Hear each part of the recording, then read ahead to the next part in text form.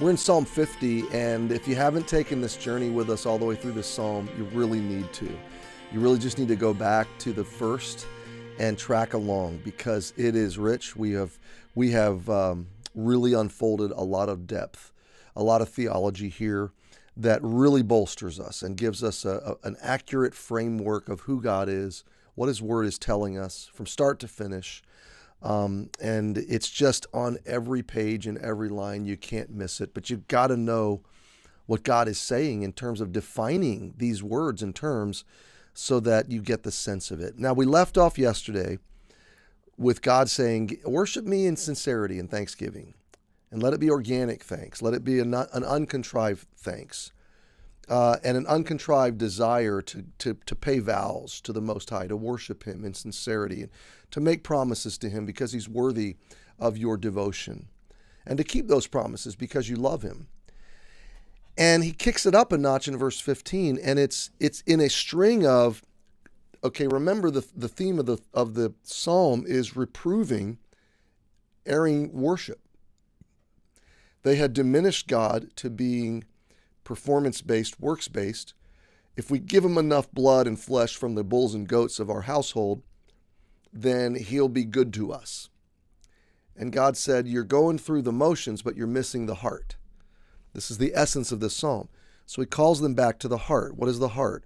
Offering from a heart of thanksgiving, true thanksgiving, a heart that's captivated by what are you thankful for? Thankfulness rises up when someone is exceedingly good to you in a way that you don't feel worthy of, okay? So when somebody is generous to you, you naturally want to say thank you. So no one is more generous to you than God. He's extravagant and lavish in His love, which compels thanksgiving. It compels a return love that wants to make and keep promises in honor of the Most High, verse 14. And then in verse 15, God continues the correctional flow. He says, not only offer me with thanksgiving, not only make promises, vows, and see me as the most high and honorable thing in your life, but verse 15, and call upon me in the day of trouble. Hey, you need me. So approach me, call upon me, see me as accessible. See me as your deliverer, your redeemer, your caregiver. See me as your safety, as your refuge, your provider, your protector, and call on me. Have you ever had a friend tell you that? Call on me. If a friend says to you, pay me $100 a day, and then call on me anytime, day or night, you're not all that impressed, because the availability of your friend is conditional. It's conditional upon you paying for access. You're paying contractually, essentially. You've come into an agreement. I'll pay you $100 a day. You'll be on call for me if I need you. If I'm in trouble, you'll be there. And your friend says, yeah, as long as you're paying me, I'm going to be available to you. That is not what God is saying in the psalm, but that's what many people believe God is.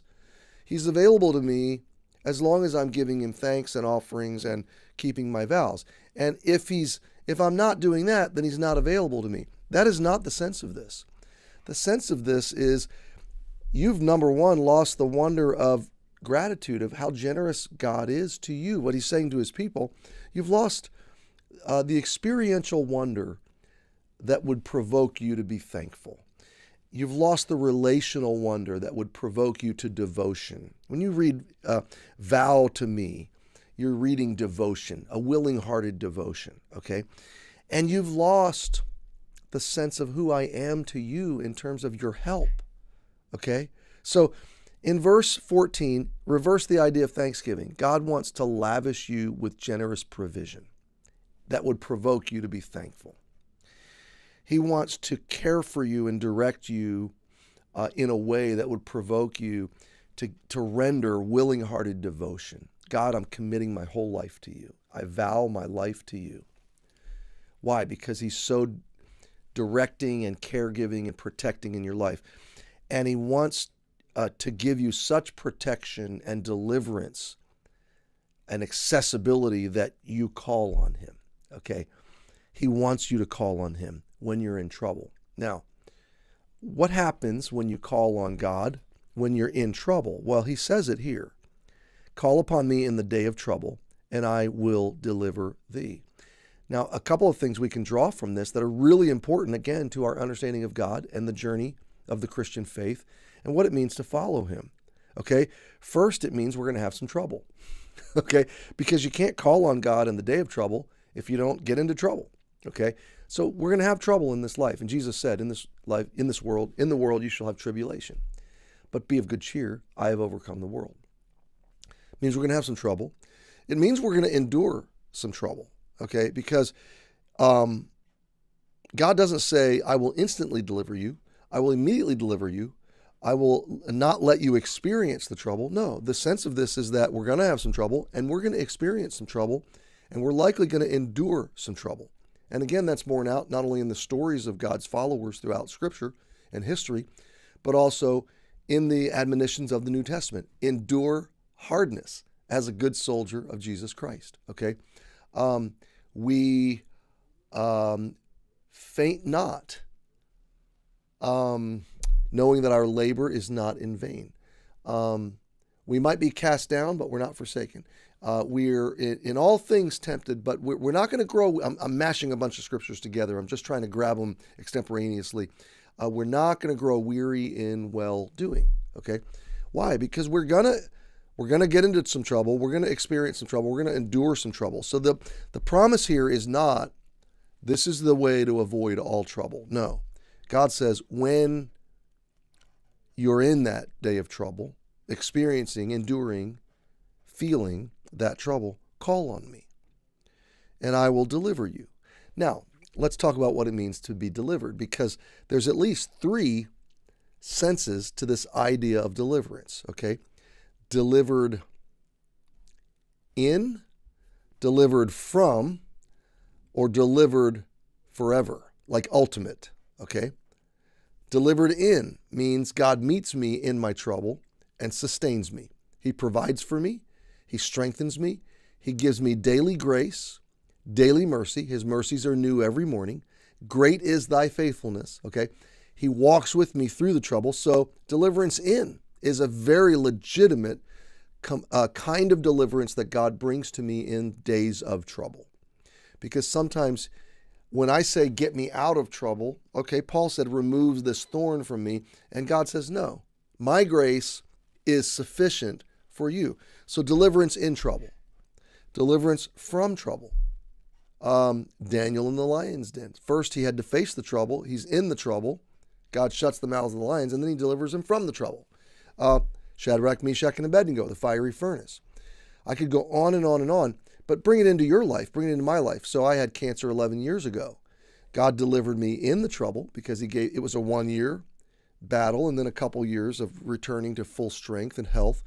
So honestly, it was about a 3-year journey, start to finish. So deliverance in the trouble was, he was with me. He gave me daily grace and some hard days, some dark days, but comfort and compassion and pity and understanding and provision and protection and care. He provided good health care. He provided lots of loving friends. He provided his presence. He provided his word. I could go on and on and on in the ways that God delivered me in trouble. Don't discount that, my friend. That is truly one of the marvelous things that God does in the Christian life. Delivers us in trouble. But then there's the deliverance from trouble. And that's the one we always want, okay? That's the one that's like, get me out of this mess. And, eventually he does. Eventually, I can't begin to tell you the stories because there are just so many to count of God's deliverance. Eventually, it's like a tunnel or a storm. The tunnel, you get through it. The storm, it passes by. But in the darkness of that, it feels like it's forever. But then the sun shines again and the fog lifts. It could be a time of discouragement or depression or depletion, and all of a sudden it lifts and God renews your strength, Isaiah 40. It could be many other forms, but God delivers us from. That's what we always want. But remember this, because he's delivering you in instead of from, doesn't mean he's not delivering you. Doesn't mean he isn't active. It doesn't mean he loves you any less or he's not hearing your prayer. He says, call upon me in the day of trouble and I will deliver thee. Deliver thee where? In the day of trouble. Okay. So when you call on God, just know by faith, he is active in your day of trouble. So delivering in trouble, delivering from trouble.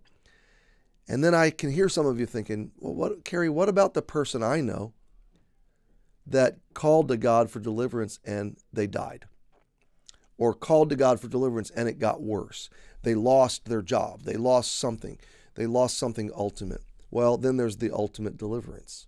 Okay? So what happens if God didn't heal me from cancer? Then he delivered me ultimately. Okay, now, not that I was eager to die or that my family was eager to lose me. I hope not. But that is a very legitimate deliverance that God says, okay, your journey, your arduous toil, your hard work, your endurance of trouble is over, and I'm bringing you home. And you wake up in his presence. That is ultimate deliverance. And really, that's the deliverance that all of us will experience eventually, finally, and ultimately. And so, my friend, God says, my relationship with you in sincere worship is born out of genuine thanks. It's born out of genuine devotion. Offer unto God thanksgiving, gratitude, and pay thy vows unto the Most High, devotion, and call upon me in the day of trouble, desperation.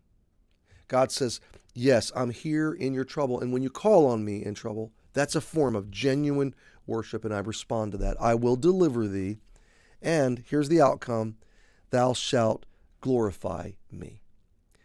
Now, this is just so sweet. It's so full. It's so rich. It's so wonderful.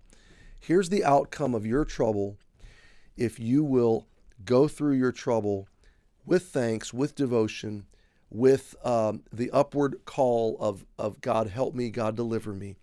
Eventually, you're going to be telling the story of how God manifested himself, true, present, active in your life. You're going to have a story to tell about how God held you. Like I just told you about my cancer, how he held you, how he walked with you, how he proved himself real. Your faith is going to grow. And as a result, you're going to glorify God. Your story magnifies him, gives him a good name, and makes other people want to know him like you do. This is beautiful worship. This is authentic worship. It is born out of true thanksgiving. It is born out of true organic devotion. It is born out of true trouble, but calling in faith to God for deliverance in, from, and ultimately out of that trouble. And in that you glorify him. He is pleased by this kind of worship. So God has course corrected us. He said, I don't need more of your stuff. I need more of your heart. And what you need is a more organic experience of true love. The love of God, which produces love for God. We'll park it here. We'll pick it up tomorrow. Happy Tuesday. See you tomorrow.